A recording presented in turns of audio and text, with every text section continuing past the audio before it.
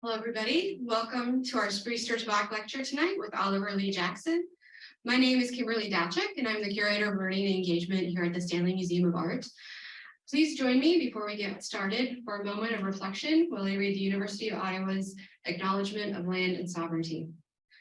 The University of Iowa is located on the homelands of the Ojibwe, Anishinaabe, Chippewa, Bohoji, Iowa, Chickapew, Kickapoo, Ometmanewak, Menominee, Miamaka, Miami, Natuchi, Missouri, Omaha, Omaha, Wazaji, Osage, Jiware, Oto, Ottawa, Ottawa, Ponca, Ponca, Potawatomi, Anishinaabe, Potawatomi, Meskwaki, Nemahoki, Sakawaki, Sac and Fox, Dakota, Lakota, Nakota, Sioux, Sanish, Nobaka, Nueta, 3 affiliated tribes, and Ho-Chunk, Winnebago nations. The following tribal nations: Omaha, Omaha Tribe of Nebraska and Iowa, Ponca, Ponca Tribe of Nebraska, Meskwaki, Sac and Fox of the Mississippi and Iowa, and Ho-Chunk, Winnebago Tribe of Nebraska nations continue to thrive in the state of Iowa, and we continue to acknowledge them. As an academic institution, it is our responsibility to acknowledge the sovereignty and the traditional territories of these tribal nations, and the treaties that were used to remove these tribal nations, and the histories of dispossession that have allowed for the growth of this institution since 1847. Consistent with the university's commitment to diversity, equity, and inclusion, understanding the historical and current experiences of Native peoples will help inform the work we do, collectively as a university, to engage in building relationships through academic scholarship, collaborative partnerships, community service, enrollment, and retention efforts, acknowledging our past, our present, and future Native nations. And we have Lauren Lessing, the director of the Stanley, to introduce Oliver Lee Jackson. Thank you, Kim. Welcome to the 2023 Spriestersbach lecture. It's both a pleasure and an honor to welcome Oliver Lee Jackson. A native of St. Louis, Missouri, and now based in Oakland, California, Jackson received his MFA in studio art at the University of Iowa, where he was a student of Byron Burford. One of the most exciting things about being at the Stanley Museum of Art has been discovering the incredible legacy of the University of Iowa's studio art program. Home to the first MFA program in the world, Iowa's School of Art and Art History has for over a century produced groundbreaking artists who have altered the course of art history. So I guess I shouldn't have been surprised when my phone buzzed on an early spring evening last year, and I looked down to see a text from a friend of mine, a curator at the Metropolitan Museum of Art. "I'm at dinner with Oliver Lee Jackson," he wrote. "Are you aware that he's an Iowa MFA?" I wasn't aware, although I was certainly familiar with Jackson's beautiful work. How could I not be? He had just had a one-man exhibition at the St. Louis Art Museum that followed on the heels of an equally triumphant one-man show at the National Gallery of Art in Washington, D.C. And his work is represented in most art museum collections, major art museum collections across the country and around the world. "If we were in Japan," commented the National Gallery's senior curator, Harry Cooper, "Oliver Lee Jackson would be what they call a living national treasure." He's right. Over the span of 5 decades, Mr. Jackson has developed a singular body of work, creating complex and layered paintings in which figural forms meld with abstract fields of vivid color. While tightly composed, his paintings feel improvisational in approach as gestural marks become intertwined with vivid swaths of paint and color. Building over time, each work becomes a synthesis of references that may span from the Renaissance to modernism, filtered through what Jackson terms his African sensibility. The resulting works eschew a single narrative or reading, and instead seek to engage the viewer to form their own emotional response. Creating multiple points of entry within each painting, Jackson has stated that his work is for anybody's eyes. Any eyes will do. Since the new Stanley opened its doors last year, 2 stunning 1978 paintings by Mr. Jackson, new additions to the museum's collection, have hung proudly in our galleries. And it has been an absolute delight to spend this week with Mr. Jackson, welcoming him back to the University of Iowa. Please join me in giving Oliver Lee Jackson a warm welcome. You can hear me now? Yeah. I don't have to hold the mic. Well, I certainly was flattered. It's a wonderful introduction. Thank you very much. I don't know if I can live up to it, but anyway, I'll take it. I would like to I thought that the introduction that you read about the Native American lands of sovereignty is wonderful to hear. I've never heard anything like it. I congratulate you for mentioning those people that never mentioned in the. This is marvelous that in this place that you'd recognize their reality, let us say. I really thought that was, I would like a copy of that to keep. I'm serious. I'm just, and the names, actual names, all the names. So I really appreciate that. That's honorable for you. I was sitting. Anyway, I want to talk about making. I'm comfortable with that. I make a distinction that is not normally made in the art world between making and the word artist. Since they can't hear me in the back, I'll tell them to move up. Can you hear me now? In the back. They're way back there. Can you hear me in the back? Now you can hear me, right? I'm talking about the people way back there. You can hear. Okie dokie. I got to talk loud. Anyway, so what I was saying is that so I'm uncomfortable, and I've always been uncomfortable with the word artist because I didn't know what it demanded of me. It's a term that is used by others when you achieve something that they recognize. But what I do know is that I was always called, when I say called, I'll try to explain that so it's not too mystical, to make things since I was a child, okay? I didn't know about creativity, none of that. I just like to make things, right? And then people appreciate, when I went to school, of course, there are not many people that make things. So I was, you know, like normally, oh, he plays the piano, he makes things. So I got accolades for wanting to do that, but didn't understand anything, but it was nice to get, you know, appreciation. But they kept saying artist. I didn't know, how do you feel like, what is that? What kind of person is that? Do you understand what I'm saying? They understood what they meant. I didn't know what they wanted. Really. Because people have ideas of what an artist is. All I had was that I like to do that, and the people when I was a kid, they complimented you. Oh, that kid can sing, so you go, oh, he's, you know, like that. However, as I began to understand what other makers could do, I realized that what the compliments I had gotten in grade school and high school as being, you know, good, talented, all that.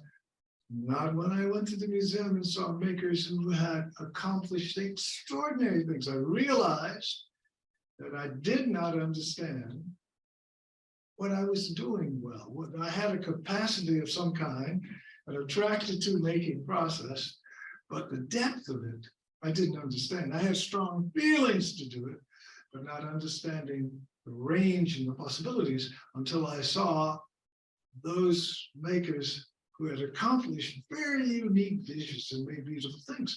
And I realized, I got to get to work. Really, just so I didn't quite know how to do that, but I knew I needed help from people who themselves were experienced makers. Okay, I knew sort of what I liked. But I hadn't been exposed to much. Not many media, just some drawing, a little bit about painting, but not the fullness of what was possible. And so my high school instructor, he helped a lot in showing me different media and then possibilities. So I was learning. I was a good copier, but not understanding how to originate anything. Now, to be original is not, it's talked about by people who don't make, but I do understand what it means. For me, is that what you feel that belongs to you as a feeler, not to others, is the foundation for what's original in you. It's unique.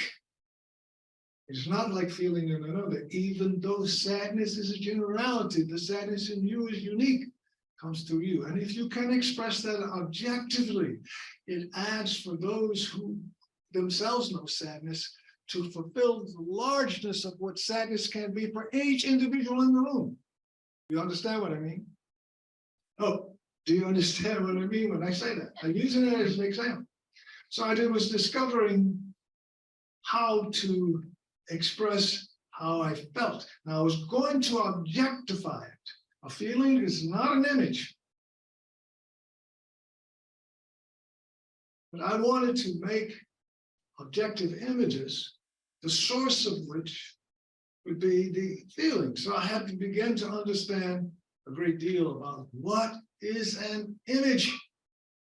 So this sounds more complicated than it is, but if you think about it, there are a lot of words that imply image. Imagination. That's image making without materiality. But image making, as distinct from feeling, out of feeling, I think sincerely, arises imagination that takes a particular form within you. See?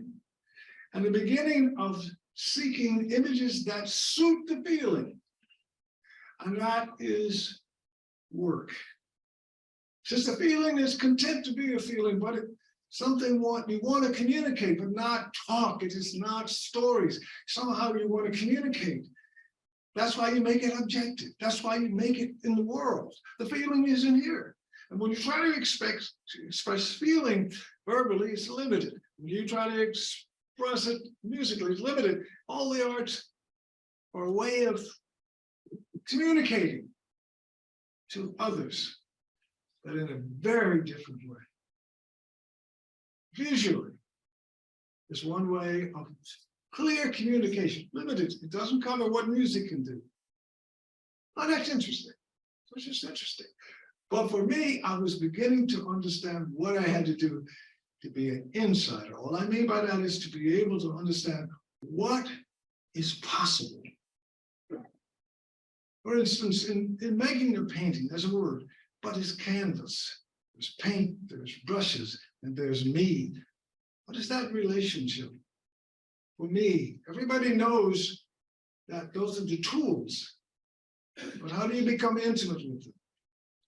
Now, when I use the word intimacy, I do mean a kind of intimacy in which it's almost mysterious that you now have an insight into something other than yourself, but an insight, not a casual thing, but suddenly it's like having with materials, an analogy would be, you have an animal as a pet, and the longer you keep it, you have insight about its uniqueness. See, it is a dog, but it's not, it's very particular. You now have a deep insight about it. Do you understand what I mean? Dogness doesn't cover it anymore, that's a generality. And now the intimacy makes a closeness. You communicate differently. Do you understand what I mean? I mean, those of you who have pets, do you get it, what I'm saying? Does it make a sense? I'm serious now. Yeah, no. I don't want to be just up here and go like, well, that's weird. I mean, if it doesn't, I could try another example of this. You know, but generally people speak of their intimacy with the companions. I believe that they call them pets, but they become companions. That's a different relationship. And that's an intimacy. And you have to be careful expressing it to other people, because in a culture that believes you can't have that kind of intimacy with an animal, of course you can, but you keep it a secret. Am I making any sense to pet owners? Okay. So that's what's happening with materials. Now that's for a reach for most people. They don't make things, so they don't need to have that kind of intimacy for making and objectifying a feeling. So I began to understand something about myself. And this is what I understood. I needed materials that resisted me. That means that when I'm working, if the material complied, in other words, certain things you use, like for me, wet clay gives too quickly, so that I can't focus well, because any movement I make with my hand, it gives. So if I have a material that resists, I can think more clearly, I can focus better. So I understood that. You understand? How many understand what I'm saying? Yeah. So I was finding out about me, because the material has integrity. It is not like me, it is not changeable. Wood is wood. Me, I'm all over the place. That's part of being human. I'm flexible. But that flexibility can, if it is not focused for me, it could lead to casualness. I needed to be focused so that I could be as serious enough making the objective of my feelings. That was very serious for me. But if I'm casual with the material, the form will be casual, the composition. So I was learning to respect the wood and become intimate. Now, the respect of the wood is recognizing its integrity. What I mean by that, I want to be clear. It's always wood. It's never at odds with itself. That's its integrity. You understand? You know, stone is always, I don't care what you do, it is still stone. That cleaned me up a lot too. You know, I would like it to be like me. I want this and didn't act like that. No, no, no. Always stone. I learned that if I, what, you can't hear me? Oh, scared me. So what I was learning now, I'm talking about making, is that I needed to yield. If I had a feeling and I wanted to communicate it and I used stone, then that was going to be the medium. And it had integrity. And the thing that changed was my ideas of how it's supposed to be. It needed to lead me as much as I could find my intention in it. Do you understand what I mean by that? If I chose stone, it needs to support the feeling, not me overwhelm it and lose why I chose it. It has a force and a strength that I obviously chose it for that to give force to the image. But if my artistic abilities, like over polishing so that the stone looked like plastic, I'd lost the force that it had. How many understand what I'm saying? So it had to shape me up. Now, when I say shape me up, I'm smiling about this. For me, the longer I practiced the skills, the training, the better I got in the facility. But in the making process, if you're going to be true to the feeling that a work may not need all that facility, but yet, you know, I'm vain, I want to show off. You have to be careful with that in the making. Do I want? This is what I had to come to grips with in making. Since the stone had integrity, did I? So if you understand, I had chosen it because I intuited, felt that it was the right material to express in image what the feeling was. Was I canceling that out by showing off my skill? Do you follow me? So I had to get disciplined because, you know, when you can do something well, you want to show off. Then I had to figure out for making what was important. So, being a vain person, I had to deal with that. All right. So I became less vain about what people thought was wonderful, my facilities. I was becoming a devotee, subordinate. Do you understand what I mean by devotee? It wasn't about me. So when that happens, there's a big conflict in the culture. A great deal of what an artist is about who you are and all that. What I know in the intimacy, when I'm working, it's not about me. I intend something, it's about it. I want to bring something out. I want to communicate something clearly. I'm not trying to communicate me in that sense. A feeling that arises in you. It's like this. When you, and I always use it when people understand, joy is the same. If you're sad and you can't bear it, you want to communicate that. You're not telling people something that they don't experience, but you can't hold it and you need to share it. Well, that's what's going on and you want it to be true. It's not that it's so enlightening for others. It's a strange need that we communicate in many ways. We need each other to communicate what cannot be defined in words. Hence the wonderful arts like music can be so concrete when you're in a mood that speaks to and authenticates that you're not alone. Do you understand that? Now, I want to be clear about this alone business. You are alone and you're not alone at times. And if you gotta always have somebody, you're in a bad position. You should be able to live with yourself, but there are times when you need human beings. You're one of them. So, because we do feel each other. I know clearly, regardless of all my prejudices, when somebody is sad, I can tell by their gesture. They don't have to tell me anything. Anybody can tell when they're in pain. I can turn my back on it, but I don't miss it. How many understand what I mean? Yeah. I know, it's just, that's what frightens us. So is that we are intimate without knowledge of the person, psychology, anything. If I see a person on the street, this is about making. If I see a person on the street and they are begging, I get you. But if they're beat up and their bodies tell me everything, I got it like that. I can avoid it. It may offend me. I can avoid it, but I got it. No, I got it. I have responded to them. Now I've got the choice to turn my back. That's my business. That's my psychology. But they have communicated through gesture clearly. Do you understand that? Okay. So making is like that. Once I was willing to subordinate my pleasure and my own capacities to make things, subordinate it to the thing that it took me to bring forth in the material world. Like, this is tricky stuff. You got to have a me to make it. But I'm telling you, it's not about me. It's so simple.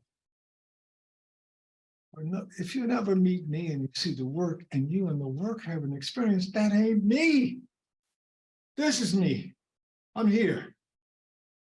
When you see work, a thing that between you and it for weird reasons, you have an extraordinary experience.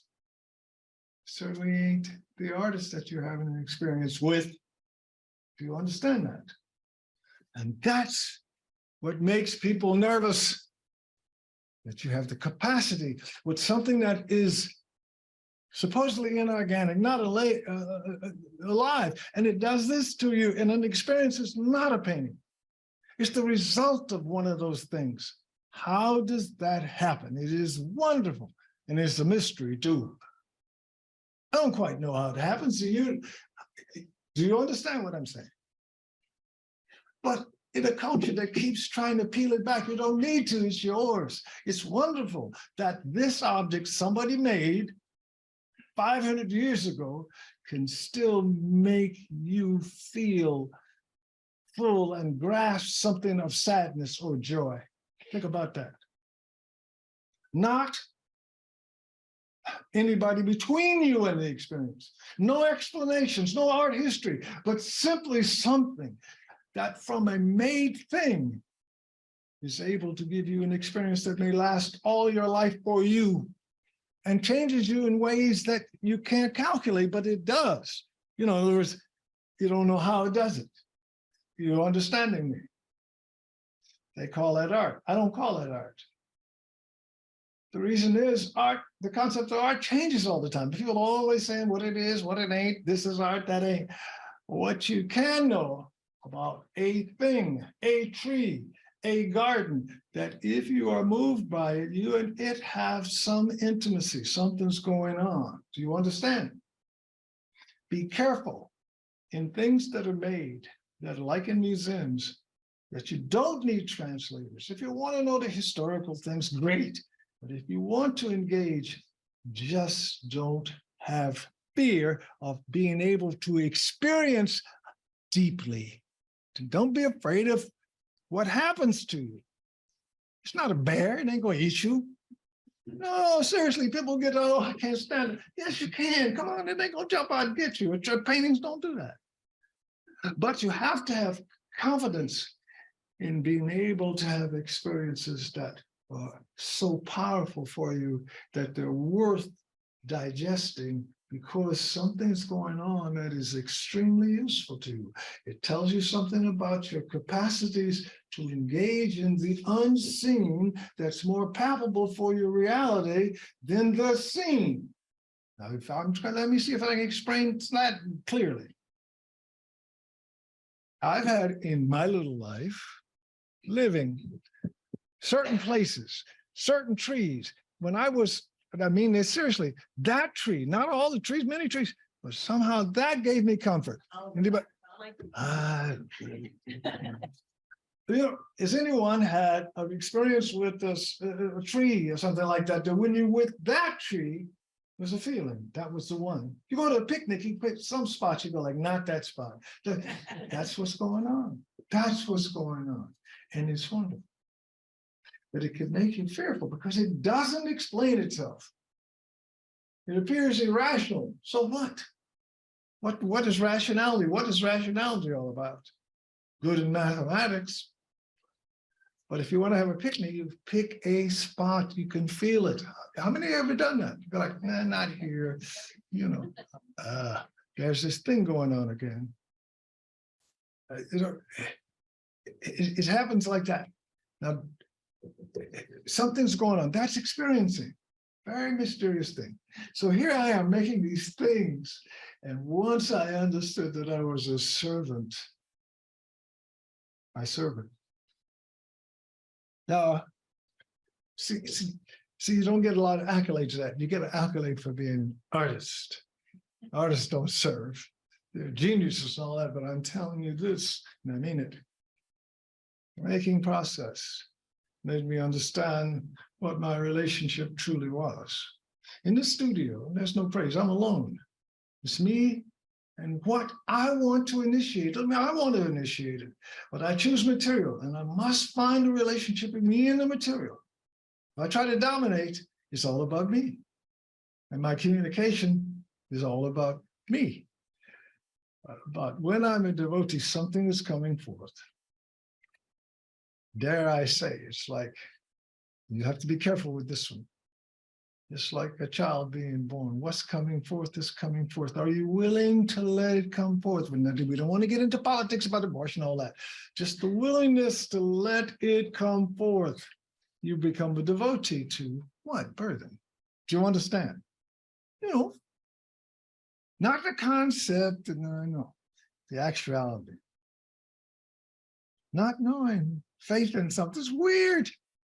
It's great though. Okay, so I learned a lot about, I'll go back to it because I don't want to drift too much. I'm trying not to be romantic nor mystical about it. The reason why is concrete. When I make something, it's a painting. You got paint, it's still got canvas. It's not lying to you. Do you understand? The materials are right there. In that museum, everything is material, but what effects experientially? You don't think about the wood, but the woodness of the African art, the paint in the Western painting, the bronze is now doing work that gives you experience. It's not just an ingot. How many understand? It's no longer bronze that has no potency for you. And that's why it's sculpture. The word sculpture, this is thingness, is a separation from three-dimensionality. Everything in this room is three-dimensional. So sculpture is not unusual. Three-dimensionality is not what makes sculpture unique. What makes sculpture unique is it does work on you that a chair doesn't, that the room doesn't. It does the strangest work. It'll bring you to tears. How the hell did that happen? Think about it. That's why it's sculpture. That's the separation. It's not art talk. It's that you can manipulate the material so that it answers the strangest intentions that you have. And that when Rodin, you look at it and all of a sudden you're crying, what the hell happened here? That's wonderful. That's the, can you hear me? If I do this, you gotta let me know because it's not natural for me. But them people, I mean, you know, TV people, they know how to do all this. But I start talking, go like, so you have to, in the back, you have to say, I can't hear you. This is my job now.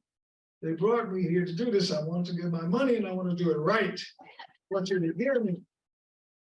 You need humor. But I'm being humorous only because I'm kind of embarrassed about. It's embarrassing. I know it doesn't seem that way, but making is really personal for me. It's supposed to be. It's very hard to not smile about it, but it's difficult to accept. Very difficult for me. I think that's true for many other makers. It's a struggle to it's like being kind of possessed by something. You understand? Yeah. When I say that, I'm not ashamed. I just don't want to talk about it publicly, but I am because you fed me nice. But people are curious. So I answer to curiosity in a way, not to clarify, but to let you know that it's like what you think of as possession.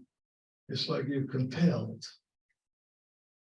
And when I say that, you have to, it can be very difficult. You don't want to be managed until you feel at home with it. Then it was okay, but it took a while. You understand? Because I wanted to be in control. I didn't understand. It's frightening, see? When this is not the kind of paper novel, people is like, who am I? I have an idea about myself, and but this who am I for making? Is a roti. I'm a servant. So it was difficult. Now, any questions? Don't ask me about my mother. Don't ask me about kids. Don't ask me if I'm married. It's got nothing to do with that. I come here to talk about. Ask me about more making. I'll do the best I can to tell you what I can. How many people in here are painters and sculptors and all that? Artists, my people. You don't have to like me. We're just in the same business. So I expect you to understand. I'm talking to them, and the lay people can understand it. So when I was teaching, one of the questions that people who were making things, because I had more experience, you know, older and all that, so I'm teaching, right? And how much a blank canvas intimidated. How many of the painters are in here? And they look at it, it's so powerful, nothing on it, intimidated. That's how forceful just a blank canvas. And they know that it has a power. You don't touch it. Just that square of whiteness is powerful. And here's what's interesting, anonymous, but powerful. Anything that's anonymous and powerful is frightening. You don't know shit about it, but here it is, it got you. How many of the artists know what I'm, you know, the painters know what I'm talking about? All right. You have to overcome it. They go like, well, I'm scared. I go, well, it's tough. You chose it. This is serious. You know how you get over it? Step right on up to it, just like Aretha Franklin said, and don't get in your head. You chose it, and God damn it, get with it until it's your friend. And that you're eager to mark it, because that's what you came for. So don't hide behind, and I mean this for the artists. Don't feel pity for yourself. Didn't you choose it? Then get intimate with it. Let the fears take you deeply into it until you feel comfortable. It's magic that is, you understand its potency. All you got to do is remember that if it's potent with more marks, make sure that it underlies your intentions. It will give power. Do you understand that? For you lay people, you can see it in operation. A great deal of painting, for instance, understands this. And you'll see a canvas by Cezanne, but half of the canvas has no paint on it. It's powerful. He didn't have to do it. He understood that the power of not being touched against that which was, they supplemented each other, reinforced it. Do you understand? How many of you guys understand that? The very power that it had without a touch now underpinned what they did. That's for the makers. That's the same way with using stone. You get a piece of stone and it's intimidating. It's so comfortable. It's so complete in itself. So you're going to use it for what you want and do it. Make a mark. Commit. Don't be a wimp. I mean this, I'm talking about people in the graduate student, undergraduate. Didn't you choose it? Aren't you here at this time? You've chosen this. Then don't be a flake and get flaky at this time. You don't need to be caught. Think about it. If you have at this time, you adults, you decide to be in this field, then embrace it. You're like athletes. You want to play. Don't be whippy and like you need to be cuddled. You don't. You need to be trained well, to be taken seriously. That's different. But I had to learn. I chose it. Nobody forced it on me. Then live up to it. Have the heart for what you chose. You know, I was pompous. I thought I had courage. No, I didn't have courage for my own possibilities and capacity. So I had to choose. So glad I did. Doesn't mean I was going to be successful. Got nothing to do with it. It was a call. I answered it the best I can. I brought my best. It may not, it got nothing to do with being the masterpiece or being successful. It was demanded of me and I yielded to it. To let the chips fall where they may. If other people like it, that's good, but I would still be making it whether I was paid for it or not. And that's where people take advantage of it. I am not playing. They go like, well, you like it, you like to do it. Why should I pay you? Because you want it. You pay me for my time, but I'm doing it because I must. I want to straighten up the lay people on that because they come to you with such casual things like you're playing. See? No. I'm a human being. I make babies. I do everything you guys do and make too. Talk to me like I'm a child. I'm not a child because I make paintings. It's just outside of industrialism. They go like, oh, you're having a good time. I am, but it's a kind of joy that it ain't casual. That's for the lay people because you're trained to look at it. You're trained to look at it as leisure. It ain't leisure, it's work, but it's the work I love to do, not the job. That's what I have to do for others. I'm taking time for the artists in this room. I needed a job to get money so I could do the thing that I wanted to do. And people say, well, you're having fun, you're having fun. I wish I could do what you can do, which I can do. Will you have the heart for it? Okay, that's admonishment. I'm a nice person. I just had to get that out. And then I'm going to try to be even nicer. You can ask me some questions. I don't think good questions.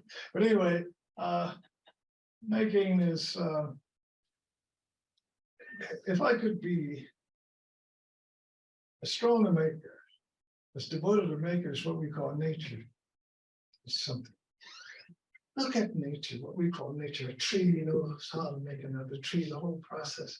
What integrity, what devotion to treeness the trees have. Do you understand what I'm saying? Coming back, how every tree deals with the context. If the wind it blows, it bends this way. It's making it such a deep level, and so you can learn a lot about the commitment to make it. From the weather, the season, such a great commitment to bringing forth. But it's cold, and the seasons right now, everything is still working for spring. You understand? It's the making process that has such power and integrity. And so then I was a wimp. I'm nervous about it. So I learned from it. Oh, please, just like, can you hear me in the back? It's just so I hope that makes sense. And so now enough of the rant. If you want, Well, you don't want to ask questions, there was nothing being getting too religious, and it's such a drift. Any questions? Don't be too shy. Yes, I'm not a artist. okay, good for you. We got enough, huh? It always is, come on, everything's in time and space. What? Change daily or hourly basis. Yes. Well, it's easy. Very easy.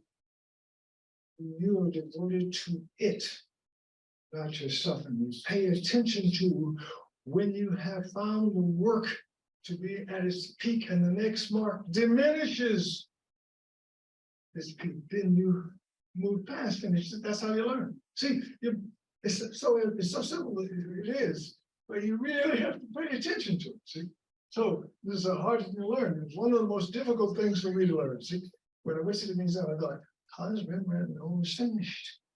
How does he know this?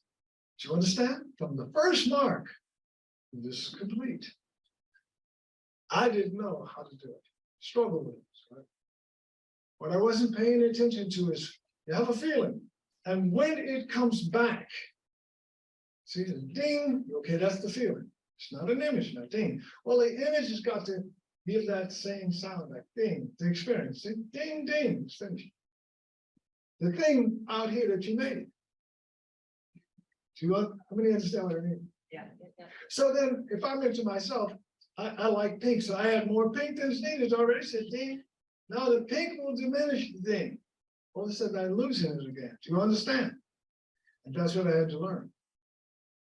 See, that's the ego. I can put some more of that in there, right? And then the weekend. And when I became aware, I got like self-indulgence.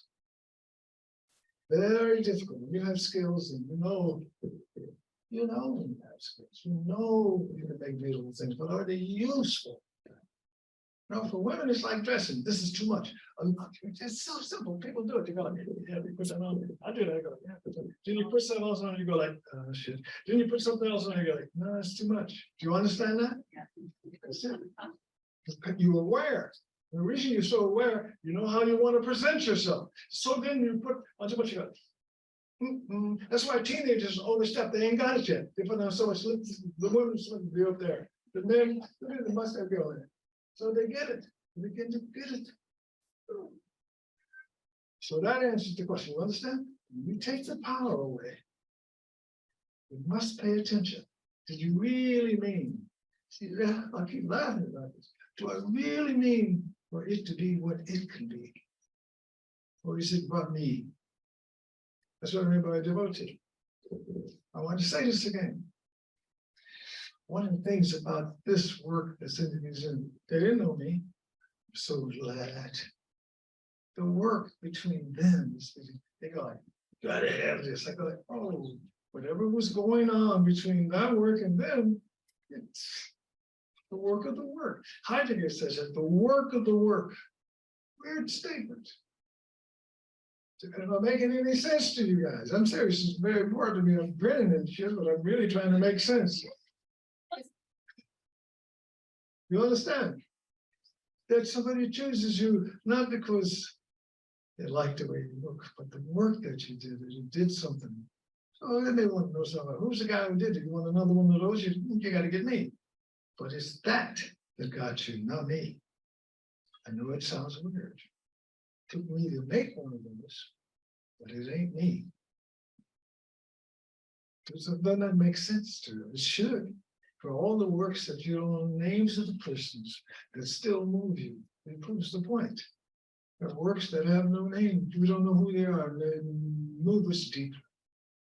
That means that they are potent for the most mysterious reasons for us. All right, enough of that. Come on, ask the question. That was a good question. I could answer it, you know what I'm saying? I'm having fun now. Trying to make this unarty. Okay, come on. Oh, yes. How do you decide?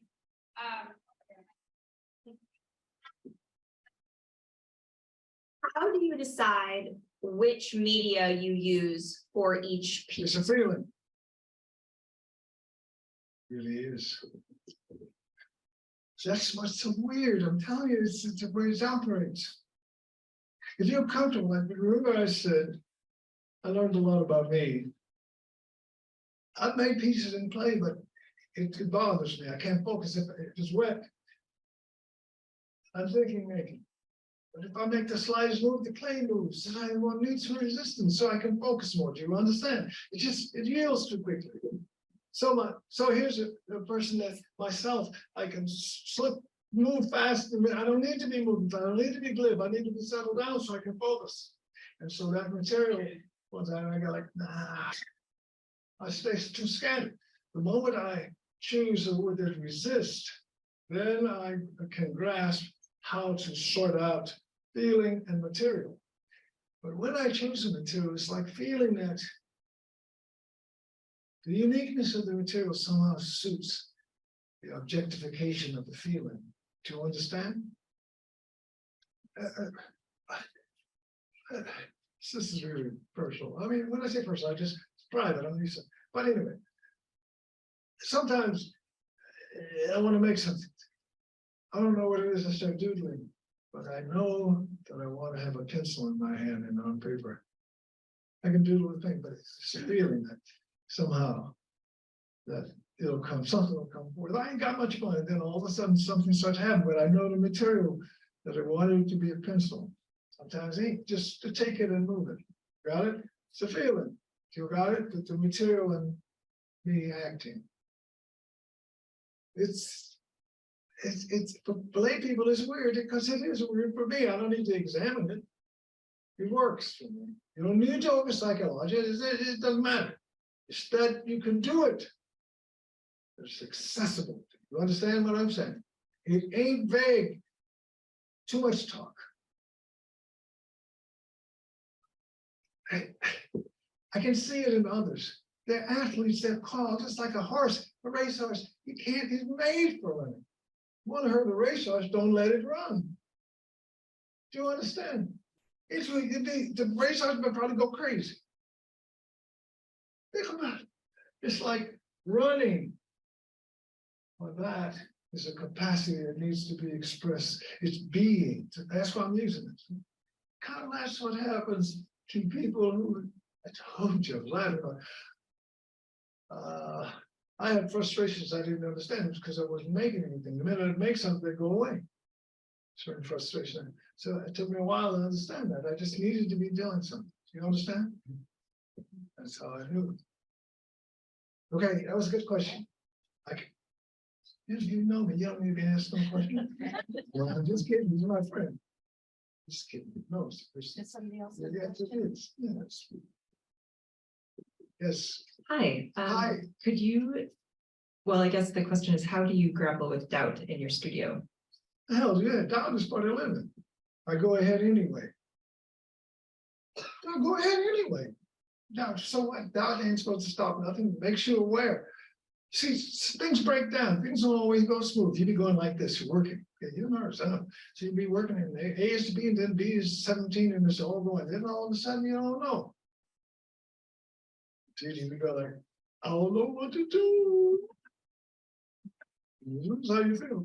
And I'm not, you see, I must not be good because I don't know. If your heart isn't making, wait, digest, it'll come. Because it makes it pain, you know. What's your name? It took him 20 years to put the head on. He was smart. He didn't have the answer. Then so 20 years later, he put the head on it. What's your name? Boy, Gertrude Stein. Come on, he's brilliant. You go like, well, I just wait.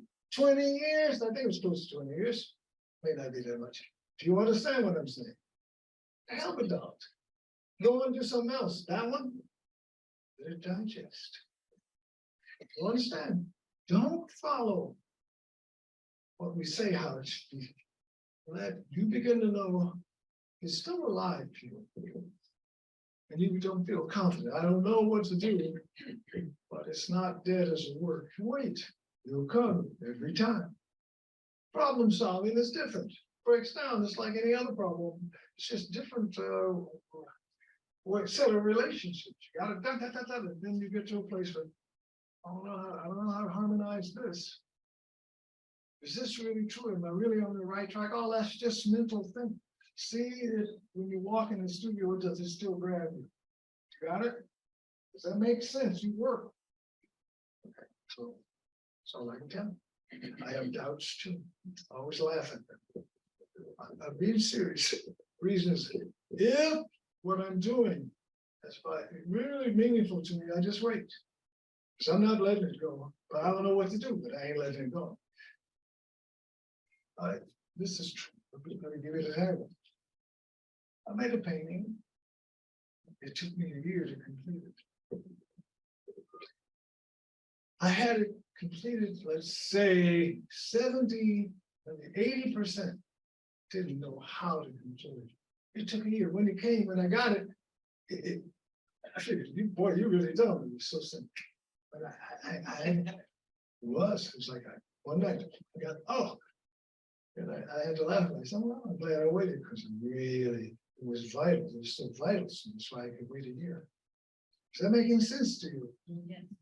Okay, that's for these makers. Because boy, do you run into that.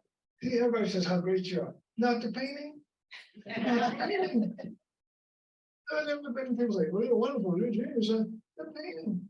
The painting. They're like, no, I'm serious. I'm making a joke. You told you this shit ain't working. I don't know what to do. A genius is supposed to know what to do. I don't know what to do. You feel bad. You feel like you're fake. Am I right? See, that's part of being in the studio, bringing something to bear. So I started. Next question. That was good. I hope I answered it reasonably. Yes. Hey, man. Go ahead. Yeah. Hi. Hi. You spoke of being a servant, and I was just wondering, like, who or what do you feel like you're serving? It. Remember I said it. It. I'm serving what's coming forth. Now, come on, why did you make me say that twice? I thought it was clear. It. I want to objectify it. I serve it. That's not serving me. I have many feelings. I don't objectify them. All the only ones that literally command me. You have lots of feelings all the time. Only the ones that really have to come out of me. I'm not talking about me now. Something is happening. I got to objectify it. I got to put it in the world. I serve it. Feeling will dictate all of the decisions. Is this relationship correct? Check the feeling. And go like, don't feel right. Not about look. The look is tied with the feeling. I know how to manipulate a lot of aesthetic things to make beautiful, but this may not be appropriate. I got to feel like this doesn't feel right. It's beautiful to look at, but it ain't right. You understand? It's a discipline. It drives me. See, I can do a lot of shit. I have skill, all that. It looks good, show and tell. But what does this require? To be what it is as it is. Pay attention. It's in a place too. Does that make sense to you? I'm serious. And that way I serve it. See? So if I serve me, there's some more cream on there. We'll put a cherry on that there. How did you do it? Okay, that's a good question. I hope you guys don't mind me grinning on us. Some other reasons takes the brush off a little bit. Also, there's some other reasons. Yes. Over here. Yes. I'm interested in who have been the most important mentors as you It's too worked many with of them. this. I don't ask that, I'm too old. I'm saying it seriously. I talked about Burford was a friendship. He was crucial. So was Lachez and Lozanska, all of them. Wonderful. I let this age mentors, not internet, but I've been influenced by. It's amazing.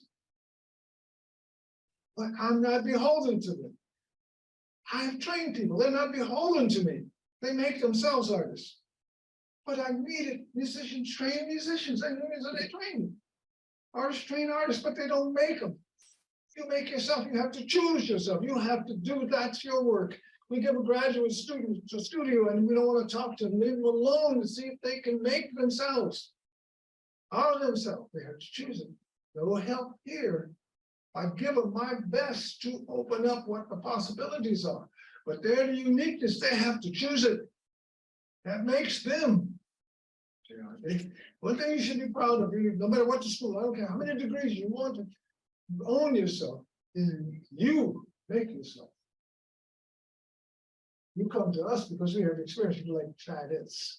Okay, when we do that, and the cross has to do it like that's training. That's like coaches giving athletes do 5 days, your legs to get strong. We do it. So we do. We don't make ours. Students always want to read it. You made me. No, I didn't. No, not me. Hope I was helpful. That was my job.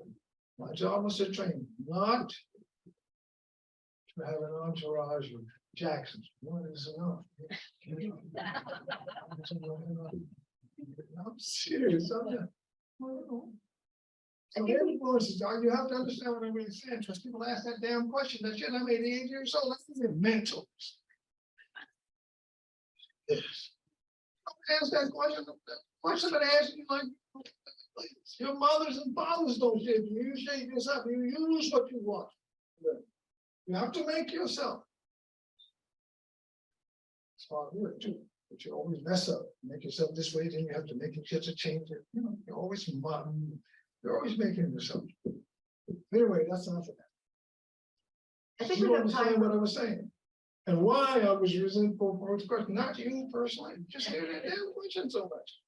I might ask you to say, well, what do you think about your teachers? Oh, they're okay. I said it like Burford. He taught me a lot. I worked in his studio, really.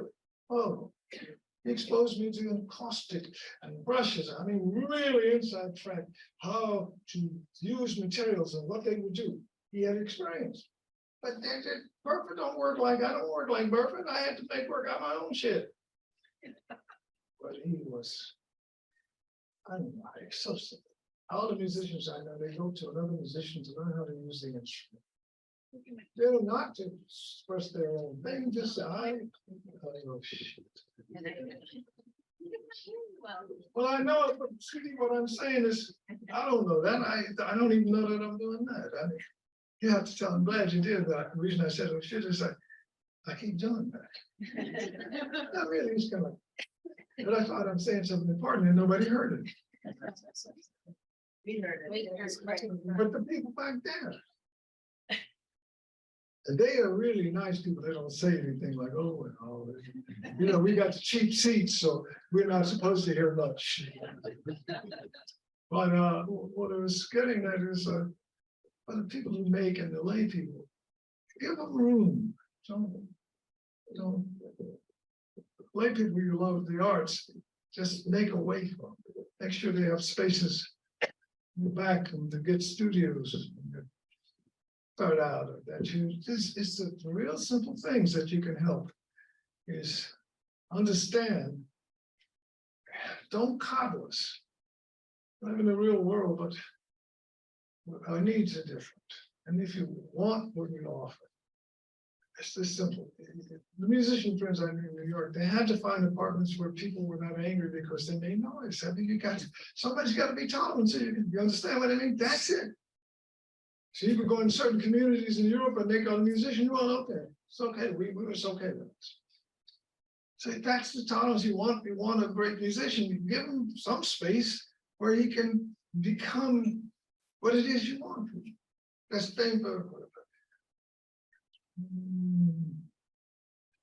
people who paint, make sculpture, the materials that they need. You gotta have a place where people allow you to use certain materials, and it is dirty in the way, you know, you make paint and stuff. Some people are like, well, I don't want to paint it.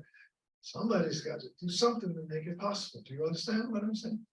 So that's when they understand what you do. They make a way. They used to be patrons, and they're usually wealthy people, and Michelangelo didn't have to buy the stone, they bought it.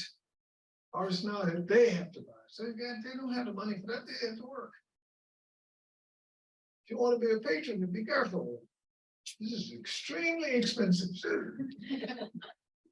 but you know, I want to be careful. We don't need coddling. We need an understanding of the needs that allow us to become what we can become for you guys. So you need to have some facility, someplace in town where the rent is not murderous and you need space. And I'm painting this, I'm painting this big. I really need space, like I can't get it. Can't afford it. So I figured out ways of doing it, but it was just, do you lay people understand who love the arts, understand what I mean? Yeah. Okay, that was a good question. I'm really rooting for the makers. I think we have time for one more question, so who Okay. wants to ask the ultimate question? Let the man. Only women can answer that question. Yes, sir. It's gonna be a rough question. I'm noticing a lot of figures. You have some beautiful abstractions, but there are definitely like some crouching figures that show up sort of in some of your paintings, which denote either like gathering together or loneliness. Well, So I'm wondering, if you want to tell us a little bit about those figures. I already did use gestural things to indicate what most human beings know. They're very simple, If I have a laying figure, you got it. Whenever you recumbent, it's easy. It's not meaningless, significant. We all know. And it is a state of inward turning, sleeping, laying down, standing as an active pose. And so it's easy to recognize that. It's not realism. It's a kinesthetic understanding of the postures that human beings take. They're called gestures in which you can read like that. You really know what they're significant. See, somebody holds their head like this, you get it. Just like that. Well, that gives you an indication of where the image is, the pew, the ambiance. What do you understand? I'm not describing anything. I'm giving a real clear gestural. I know you say, if I do something like this, people look for sure. You just understand that this is a state of being that is not active like every day. It is not about joy particularly. There's a solemnity to it. That's enough. Then I begin the painting. The whole world is going to incorporate that particular gesture as a clue to the ambiance of that particular work. It may be solemn. In joyfulness, this kind of expression, you understand it. Everybody to say anything. You really do know. You understand what I'm saying? So you really have to ask me that question in order to. I can tell that when you ask the question, you already knew the gesture thrust of it. So I hope that's visual language, not talk. It's all around you. I just want you. If I do this, it's a gesture of containment. It's if you go there for waiting. That. That. It's not meaning like symbols or anything. It really is a state of being. They're in a certain state of being. You understand what I mean? They're literally an interior life. Being exposed in the gesture. It's an interior life. Every gesture speaks of what is happening in here. And we try to hide a lot of it too. You have to be careful showing the interior life exterior. You do. You read well. I try to use that so that I'm not on story. Oh shit. It's all right. Mike is a good animal or gestures, yeah. But does that make sense to you? Okay, somebody else I could hear something. It was me. I was going to say we're at 8 o'clock and encourage everybody to join me in thanking Mr. Jackson for this really wonderful talk.